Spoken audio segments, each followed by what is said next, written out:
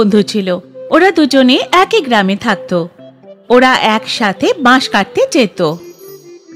আমাদের জঙ্গলের পেছনের দিকে যাওয়া উচিত। ওখানে অনেক বড় বড় বাঁশ গাছ আছে, কিন্তু ওখানে যেতে আমাদের নদী পার করে যেতে হবে। কিন্তু আসার সময় যদি নদীতে স্রোত বেশি থাকে তাহলে ফিরবো কেমন করে? আমরা তখনই ওই দিকে যাব যখন নদীর স্রোত কম থাকবে, আর তাড়াতাড়ি বাঁশ কেটে ফিরে আসব। বেশি লম্বা বাঁশ হলে বেশি পয়সা পাবো, সেটা ভাবো। এটাও ঠিক, তাহলে কালকেই যাব। পরের দিন আসিফ আর সুনীল জঙ্গলের পেছনের দিকে পৌঁছলো। এখানে কত মোটা মোটা বাঁশ আছে, আর লম্বাও। ব্যবসায়ীরা এগুলোর খুব ভালো দাম দেবে। হ্যাঁ, ভালো বাঁশ পেয়ে দুজনেই খুব খুশি হলো। ওরা বাঁশগুলো নিজেদের গ্রামে নিয়ে গেল। বাবা, অনেক দিন পর এমন লম্বা বাঁশ দেখলাম। এখন এগুলো দামও ভালো দিতে হবে। হ্যাঁ হ্যাঁ হ্যাঁ, একটা বাঁশ 200 টাকা। তোমরা দুজন 5টা বাঁশ নিয়ে এসেছো, মোট হলো 1000। 1000 পেয়ে দুজন খুব খুশি হলো। টাকা দুজনে নিজেদের মধ্যে ভাগ করে নিল। রোজ ছোট ছোট বাঁশে 300 টাকা রোজগার হতো, আজকে 500 টাকা। এবার তো আমরা জঙ্গলের পেছনের দিকেই যাব। হ্যাঁ, সেদিন থেকে ওরা দুজন নদী পার করে বাঁশ নিয়ে আসতো, আর ব্যবসায়ীও ওদের ভালো টাকা দিত। একদিন সকালে দুই বন্ধু যাওয়ার জন্য রওনা হচ্ছিল। ভাই, মা বলছিল বাজার থেকে চাল আর মশলা আনতে হবে, আর আমাকে পনিরও নিতে হবে। তাহলে চলো আগে বাজারে যাই, তারপর সেইখান থেকে নদীর পাড়ে যাব। হ্যাঁ, দুটো কাজ একসাথে হয়ে যাবে। দুজনে বাজার পৌঁছলো, আর ওদের যা যা জিনিস দরকার ছিল ওরা কিনে নিল। দেখো ভাই, কি টাটকা পনির পেয়েছি। আজকে রাতে তো আমার নিমন্ত্রণ, আমিও আসবো খেতে। চলে এসো, আমি কখনো বারণ করেছি নাকি? চলো এবার নদীর পাড়ে যাই, বাঁশ কেটে বিক্রিও তো করতে হবে। হ্যাঁ হ্যাঁ।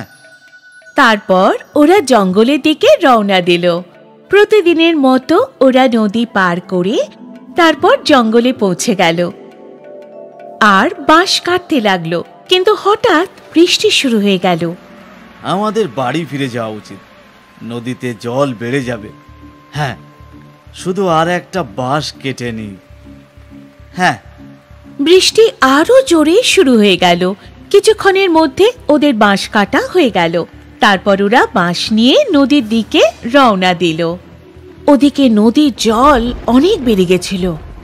নদীতে তো জল বেড়ে গেছে ভাই, এত স্রোতে নদী পার করা সুরক্ষিত নয়। হ্যাঁ, আমরা কিছুক্ষণ জঙ্গলে অপেক্ষা করি। হ্যাঁ, ওই দিকে যে গুহাটা আছে না, সেখানে অপেক্ষা করি গিয়ে। দুজনে মিলে গুহার দিকে চলে গেল। গুহায় আগে থেকেই কিছু শুকনো কাঠ ছিল।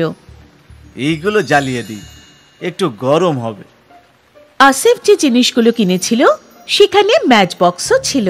আসিফ ওই শুকনো কাঠে আগুন জ্বালিয়ে দিল, আর দুই বন্ধু আগুন পোহাতে লাগলো। খুব খিদে পেয়েছে ভাই আমারও। শোন, আমরা কিছু বানিয়ে নিই।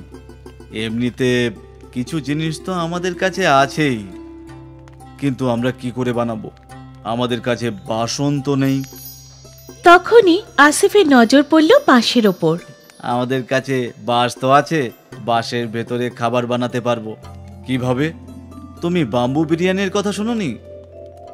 না, বাম্বুতে বিরিয়ানি আবার হয় নাকি? কিন্তু আমাদের কাছে মাংস কোথায়? মাংস নেই তো কি হয়েছে, আমাদের কাছে পনির তো আছে। পনির বিরিয়ানি খেয়ে নেব। কিন্তু কি করে? তুমি শুধু দেখো। আসিফ দুটো বাঁশের টুকরো কাটলো। ওর কাছে যে চাল ছিল ধুয়ে নিল। বাঁশের ভেতরে চাল, মশলা, জল, লবণ আর পনির দিয়ে দিল। তারপর বাঁশের একদিকে গাছের পাতা ভরে বাঁশের মুখ বন্ধ করে দিল। তারপর সব জিনিসগুলো ভালো করে নেড়ে জ্বলন্ত আগুনে রেখে দিল। এবার ব্যাস 20 মিনিটে আমাদের বাম্বু বিরিয়ানি তৈরি হয়ে যাবে। দেখা যাক। বাম্বু ভালো করে আগুনে পুড়তে লাগলো। তারপর যখন বাম্বু একেবারে ভালো করে পুড়ে গেল, তখনই খুব সুন্দর একটা গন্ধ গুহাতে পড়ে গেল।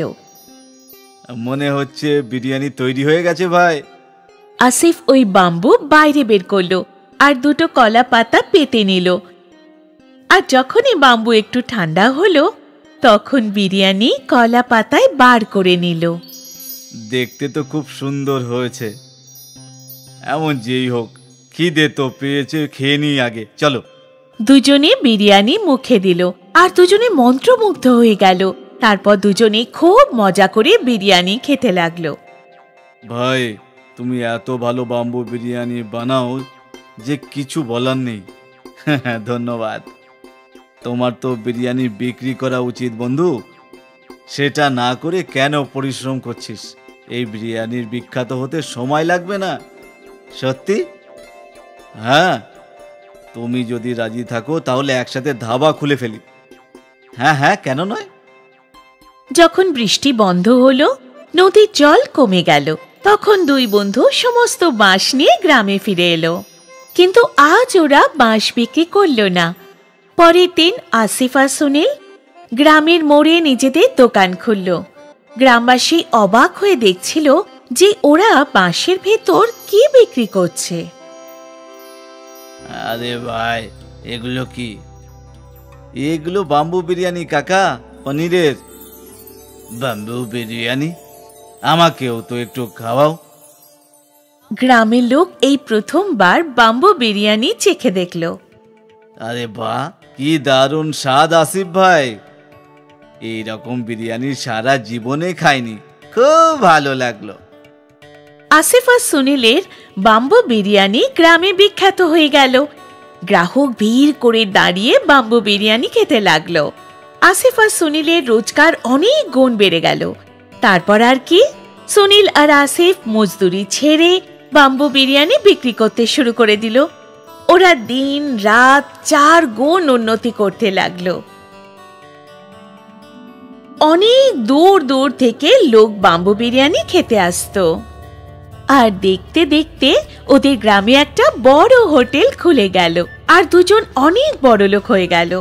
কোনোদিনও ভাবিনি যে এইসবও হতে পারে। আমিও কোনোদিন ভাবিনি ভাই, সেদিন আমাদের ভাগ্য বদলে দিতেই বৃষ্টি নেমেছিল। হ্যাঁ, সেদিন বৃষ্টি না হলে আমরা ফেঁসে যেতাম না, আর কোনোদিন বাম্বু বিরিয়ানিও বানাতাম না।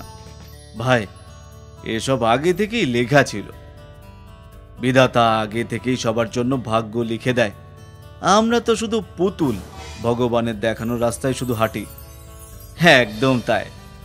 বাম্বু বিরিয়ানি আসিফ আর সুনীলের কপাল বদলে দিল। ওরা দুজনে জীবনের অনেক বড় ব্যাপার বুঝতে পারল।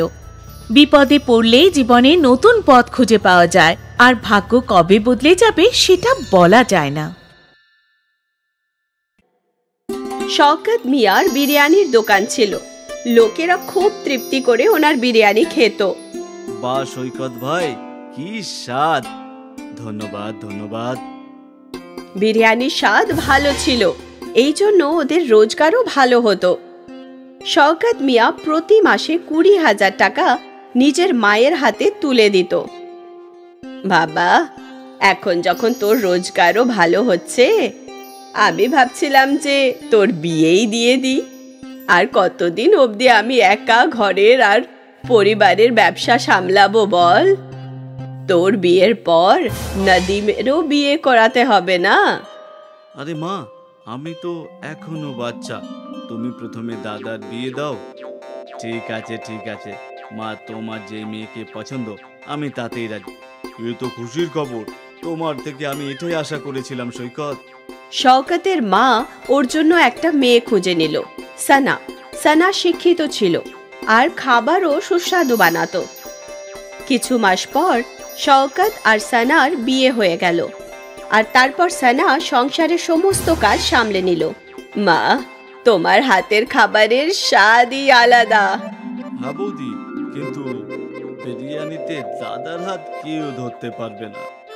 হ্যাঁ, সে তো ঠিক, এটা তো তখন জানা যাবে যখন আমি ওনার হাতের বিরিয়ানি খাবো। দাদা, আজকে সবার জন্য বিরিয়ানি নিয়ে এসো। ঠিক আছে, নিয়ে আসবো। শওকতের বিরিয়ানি বিখ্যাত ছিল। যখনই ও বিরিয়ানি বানাতো, বিরিয়ানির গন্ধ আশেপাশে ছড়িয়ে পড়তো আর লোকেরা আকৃষ্ট হয়ে চলে আসতো। আরে ভাই, বিরিয়ানি তৈরি হয়ে গেছে নাকি? না দাদা, এখনো 10 মিনিট লাগবে। ঠিক আছে ঠিক আছে, আমি এখানেই থাকবো। গ্রাহকরা তো শওকতের বিরিয়ানির অপেক্ষাই করত। এই অবধি সবকিছু ভালোই চলছিল। এই আমজাদ মিয়া আমার হাতে বানানো ব্যবসা খেতে বসেছে। আমাকে কিছু তো করতেই হবে, আমিও দাম কমিয়ে দেবো।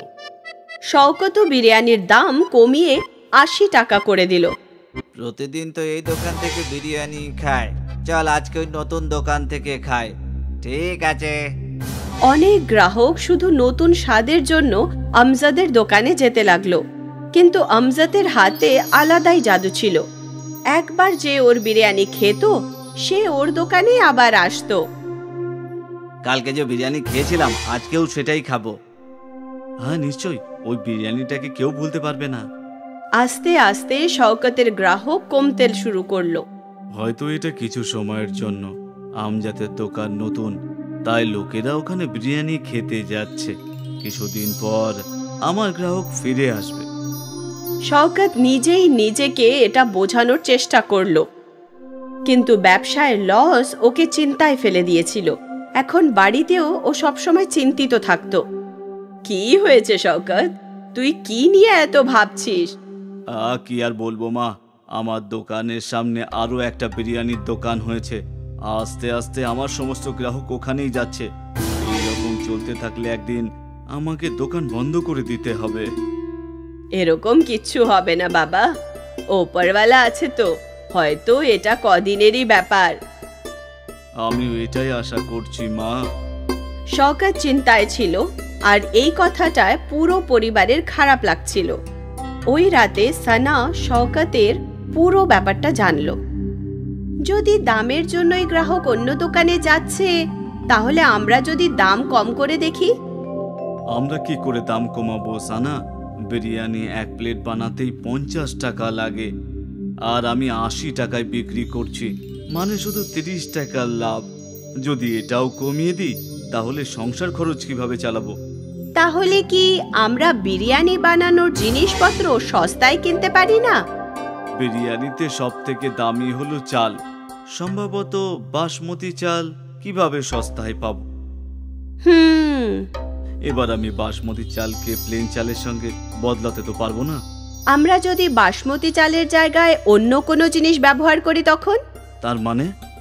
মানে ম্যাগির অনেক ধরনের সুস্বাদু জিনিস হয়। যদি আমরা ম্যাগির বিরিয়ানি বানাই, তাহলে আমাদের খরচাও কম হবে। ম্যাগি বিরিয়ানি? এটা তো প্রথমবার শুনলাম। এখনকার যুগে আলাদা জিনিসই বিক্রি হয়, একবার চেষ্টা করেই দেখা যাক না? ঠিক আছে, আর এমনি তো কিছু তো হচ্ছে না, তাহলে ওটাই করা যাক। পরের দিন শওকত প্রতিদিনের মতো বিরিয়ানি বানালো, আর এইবার ও বাসমতি চালের বদলে ম্যাগি দিল। ম্যাগির বিরিয়ানি তাড়াতাড়ি তৈরি হয়ে গেল, আর ওর খরচও কম ছিল। এই জন্য শওকত ও দাম 50 টাকা করে দিল। বাইরে বড় বোর্ড লাগিয়ে দিল, ম্যাগি বিরিয়ানি 50 টাকা। এই ম্যাগি বিরিয়ানিটা আবার কি? ম্যাগি জানি আর বিরিয়ানিও জানি, কিন্তু ম্যাগি বিরিয়ানি আজ অব্দি তো খাইনি। চল আজকে ওটাই খাই। হ্যাঁ হ্যাঁ। ম্যাগি বিরিয়ানির নাম পড়ে অনেক গ্রাহক ওর বিরিয়ানি খেতে পৌঁছলো। বাহ বাহ, খুব সুস্বাদু। এইরকম ম্যাগি বিরিয়ানি আমি কোনোদিনও খাইনি।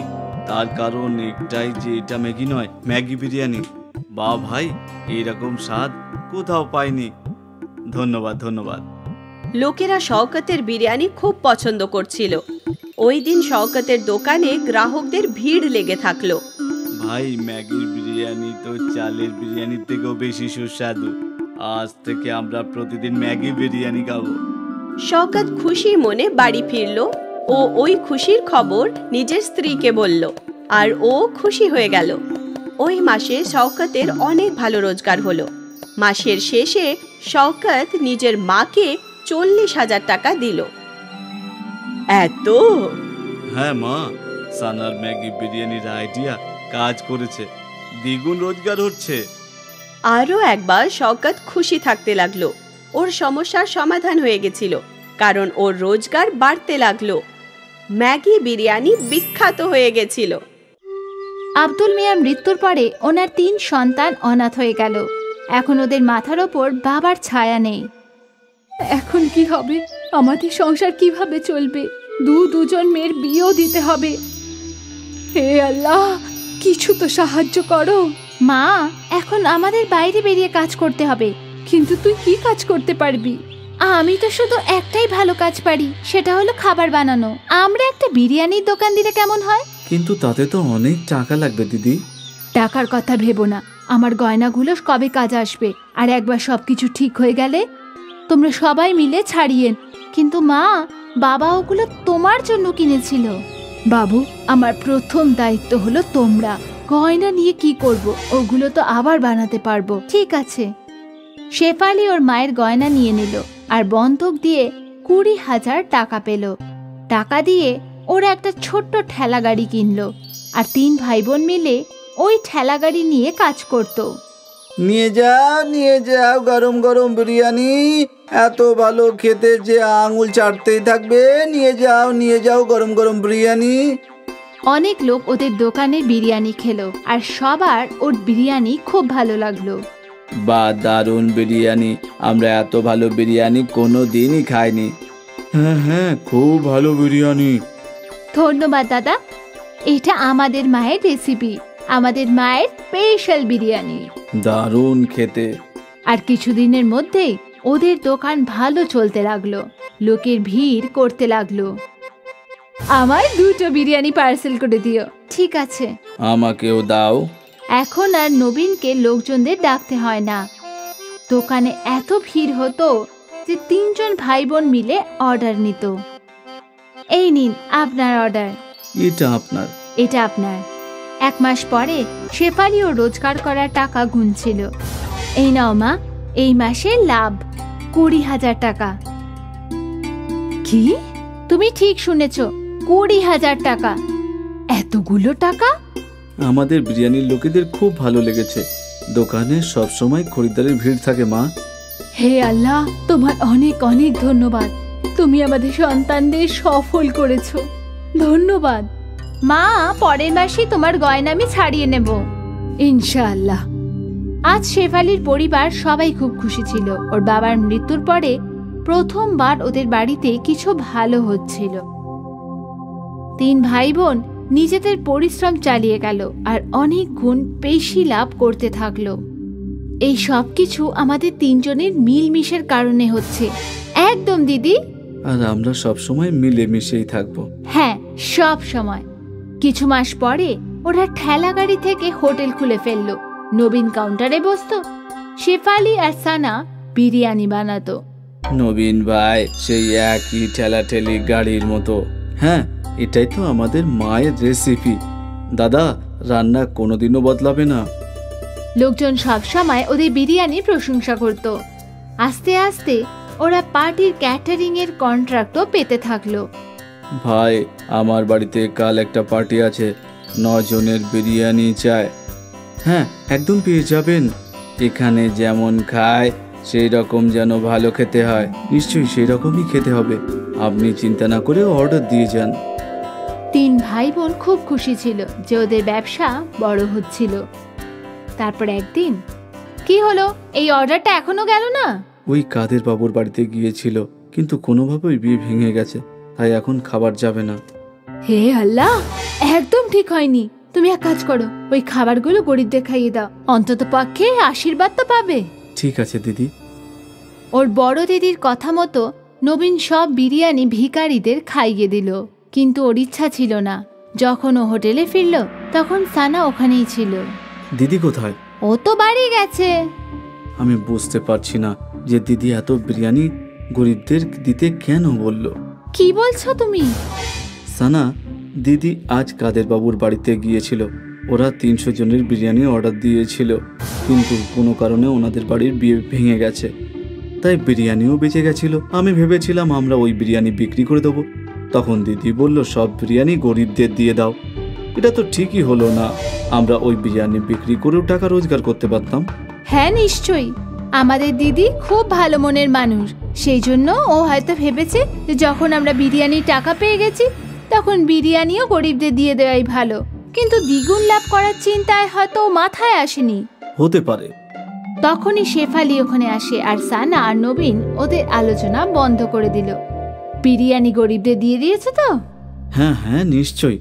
অন্তত পক্ষে কাদরি বাবুর আশীর্বাদ পাক, এখন ওনার আশীর্বাদের অনেক দরকার। হ্যাঁ। সানা আর নবীন ওদের দিদির সিদ্ধান্তে রাজি ছিল না। যাক, ওদের ব্যবসা চলতে থাকলো, ওরা আরো বড় বড় অর্ডার পেতে থাকলো, ওদের হোটেলও ভালো চলছিল। তারপর কিছু মাস পরে আরেকটা অর্ডার ক্যান্সেল হয়ে গেল। নবীন, আনসারি বাবুর অর্ডার ক্যান্সেল হয়ে গেছে, তুমি এইসব বিরিয়ানি গরিবদের দিয়ে দাও। ঠিক আছে দিদি। নবীন হ্যাঁ তো বলে দিয়েছিল, কিন্তু ওর ইচ্ছে ছিল না। বড় দিদি বাড়ি যাওয়ার পরে সানা আর নবীন কথা বলতে থাকলো। আমরা কি বিরিয়ানি বিক্রি করতে পারি না? এখন তো রাত 10টা বাজে, এখন কি আর কি কোনো খরিদ্দার আসবে? একটা কাজ করি, এটা ভেতরে রেখে দিই, কালকে এটাই বিক্রি করব। হ্যাঁ হ্যাঁ, এটাই ভালো হবে। দুই ভাই বোন মিলে ওই বিরিয়ানি লুকিয়ে রাখলো। পরের দিন ওরা প্রথমে ওই বিরিয়ানি বিক্রি করলো, আর ওরা দুজন খুব খুশি ছিল, কারণ দ্বিগুণ লাভ হচ্ছিল। আর শেফালি এই কথা জানতো না।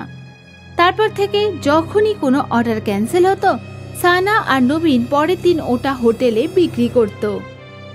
এই ঘটনা অনেক মাস ধরে চলতে থাকলো।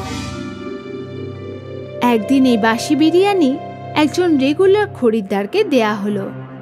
নবীন ভাই, কিছু তো গন্ডগোল আছে, বিরিয়ানি আর তেমন খেতে নেই। এটা কি করে হতে পারে ভাই? আমরা তো বরাবর একই বিরিয়ানি বানাই। ঠিক আছে। আস্তে আস্তে সব খরিদ্দাররা বিরিয়ানিতে গন্ডগোল বুঝতে পারল, আর ওদের এটা খেতে ভালো লাগছিল না। হঠাৎ করে ওদের হোটেলে খরিদ্দার কমে গেল। তখনই শেফালি ভাবতে থাকলো, হঠাৎ করে এমন কি করে হয়ে গেল? আমাদের খরিদ্দার কমে গেল কি করে? এইভাবে চলতে থাকলে কিভাবে হবে? নবীন ওর ভুল বুঝতে পারল। ওর দিদির কাছে কাঁদতে থাকলো। আমার দোষ, আমি আর সানা দিদি মিলে খরিদ্দারকে বাসি বিরিয়ানি খাইয়েছি। কি? নবীন ওর দিদির সামনে সব ভুল স্বীকার করে নিল। এটা তুই কি করলি? বেশি লাভ করার চক্করে ব্যবসায় খারাপ করে দিলি। এবার আমরা গ্রাহককে কি করে ফেরত আনবো? আমাদের ক্ষমা করে দাও দিদি। আমরা জানতাম না যে এরকম কিছু হবে। তোমার লোভের জন্য সবকিছু শেষ হয়ে গেল। তিনজন ভাবতে লাগলো যে ওরা এখন কি করবে। তারপর পরের দিন শেফালি একটা উপায় পেল। শেফালি একটা বোর্ডে লিখল, আমাদের ক্ষমা করে দিন, আমাদের ভুলের জন্য আপনাদের বিরিয়ানি খেতে হয়েছে, আমরা লজ্জিত। সেই জন্য আগামী 1 সপ্তাহ ধরে আমরা সবাইকে বিনা পয়সায় বিরিয়ানি খাওয়াবো। এই বোর্ডটা শেফালি হোটেলের বাইরে টাঙিয়ে দিল। কাস্টমাররা বোর্ড পড়ে ফ্রিতে বিরিয়ানি খাওয়ার জন্য হোটেলে এলো। আর আবার একবার ওদের টাটকা বিরিয়ানির স্বাদ ভালো লাগতো। এটা তো একেবারে আগের মতো। হ্যাঁ হ্যাঁ, দারুণ লাগলো। যদি ওদের 1 সপ্তাহ ফ্রিতে বিরিয়ানি খাওয়াতে হলো, কিন্তু ওদের সমস্যার সমাধান হয়ে গেল। ওদের খরিদ্দাররা ফিরে এলো, আর সানা আর নবীন বুঝতে পারলো যে লোভ বাজে জিনিস। আবার একবার আম্মির বিরিয়ানি চলতে থাকলো।